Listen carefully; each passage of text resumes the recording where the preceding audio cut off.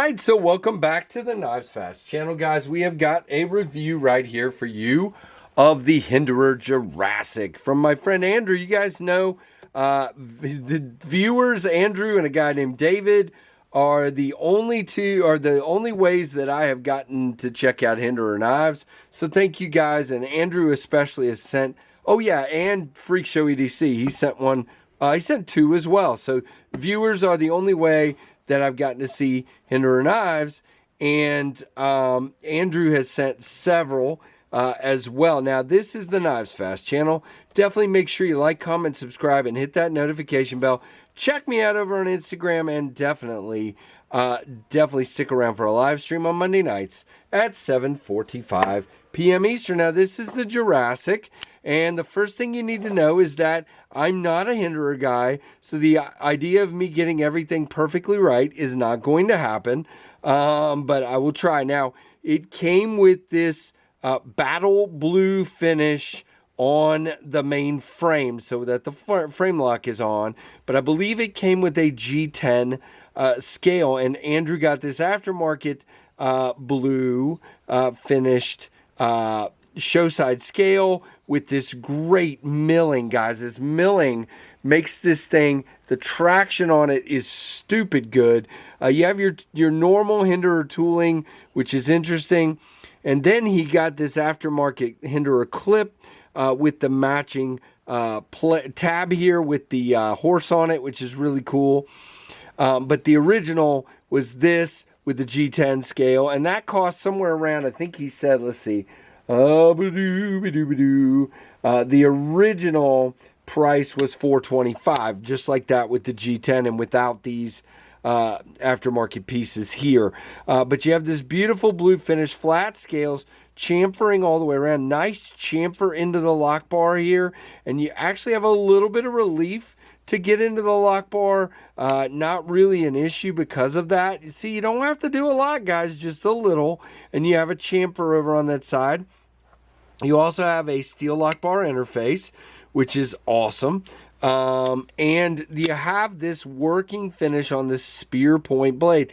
You have the gorgeous Hinderer logo there with the horse, thumb studs that have jimping all the way around, and USA MagnaCut, and then the symbol for the tri-way pivot.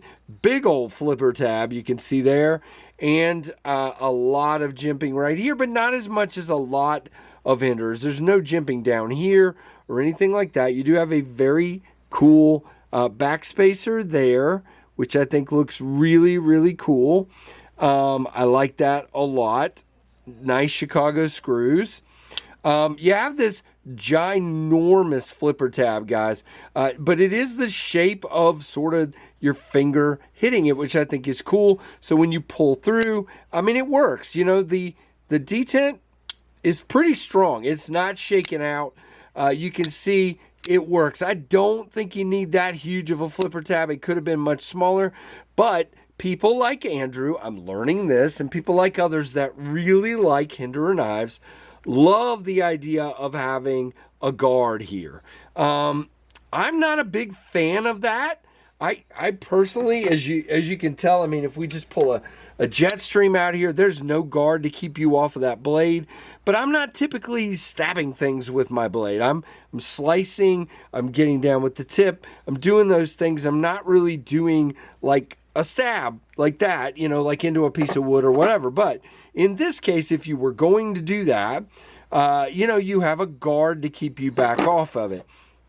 And I liked Andrew giving me that perspective very much, because I think that's important to know why people like certain knives and why they select them. I think that is really cool to know. Now, your access to the thumb stud on this side is wonderful. And guys, the detent is tuned for the thumb stud.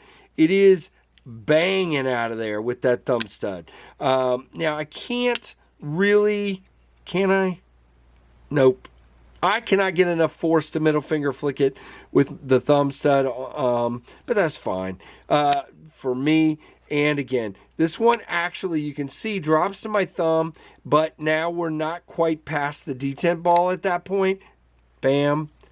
See? So you have to kind of get back now you're past it. Okay, so all you have to do, and as a matter of fact, if you look, that cutout favors this back hump right here. So you can just easily, to me, come right up on that, on the inside of that, and just come across, and now that's going to come down, and you are good to go. And it's on washers, I think, at this point, and very cool. Now, for you Hinderer guys out there, if I say something wrong, just forgive me. Don't go down and holler at me in the comments, because I don't know enough about these knives and how they're built. I know they're made in the USA, and I know they're made very finely. Now, I meant to ask Andrew, and I didn't get to before I did this review, if this is his original edge.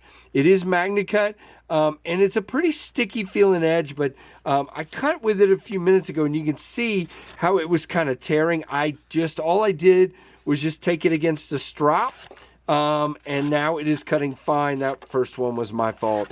You can see it's cutting absolutely, knocking everything off my table, but my dable. That's, gosh, I keep screwing up.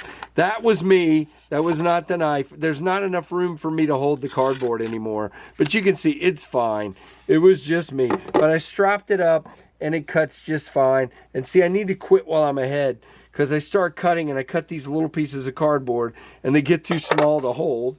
And then I start screwing it up, make the knife look bad. It cut fine. It is absolutely fine. Has a nice, tall, flat grind.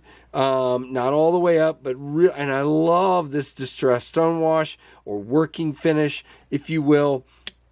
But I'm sure with a complete full stropping, this thing would be hair popping sharp. I just did it enough to get it back to show you it would cut, and I knew that because I had cut with it while it's been here. So very cool. I did not carry this one outside the house. Just didn't want to beat up Andrew's knife. Now, here's the interesting part. Guys, this thing is excellent ergonomically. You see, you got these two cutouts for these fingers, and then like that. Now, you do feel the upsweep of that clip just a little bit, but not bad. And it is elegant in hand. It feels so nice.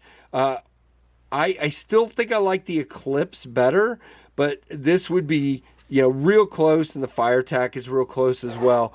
As far as ergos, it's a little thicker, but it's meant to be a work knife, guys. It really, really is. Now, your comparisons here, and we're going long again, I can tell already. You got the Ontario Rat 1, which is bigger, wow. And you got the Ontario Rat 2, which is smaller. Really interesting. Now, I like kind of this downward, almost pistol grip like shape here. It actually works really nice. Man, it just, I can't even describe how good that feels in the hand. And you know what? The jimping's fine right where it is. Now, can you come up here? Sure. But I think it's meant to be held like that. And that's why that jimping is in a really nice spot. Now, these are not available. If you don't know anything about Hinderer, they come, they go. People buy them immediately.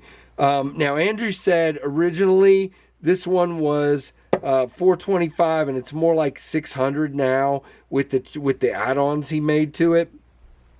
And I see one listed on Hinderer's site with the G10 black scale for $465 now, so I don't know. But the blade length is 3.375. The handle length is 4.5. The overall is 7.875. Good size. Blade thickness 0.165, so a thicker stock. And liner thickness 0.5. In other words, the frame 0.5. Oh, that says 0.05. Okay, so that's just the liner thickness. Gotcha. Overall handle thickness 0.526. So again, it's thicker, but I got bigger hands, and so it feels fine. And I don't feel forced against the flipper tab, so that is great. CPM 20 CV is standard, but this one's MagnaCut, as I said, and it does not give me weight, but we'll take care of that real quick. I'm just going to start leaving this guy out because nobody wants to give weight on these things. 4.2, we're going to say. God, I am never right. Wait, was that zeroed? Yes, it was. Really? Okay. It does not carry like that, guys. It does carry bigger in the pocket, but it does not feel that heavy. Very interesting, to say the least. So that is your Hinderer Jurassic. What do you guys think of this one? I'd love to hear your thoughts down below of what your thoughts are on this gorgeous looking knife from Andrew. And guys, I like all of these, and that he's given me the chance to check them out. So very, very cool. Thank you guys for all your support. Thank you for watching, for liking, commenting, subscribing. Thank you for hitting that notification bell. And thanks for watching the Knives Fast channel.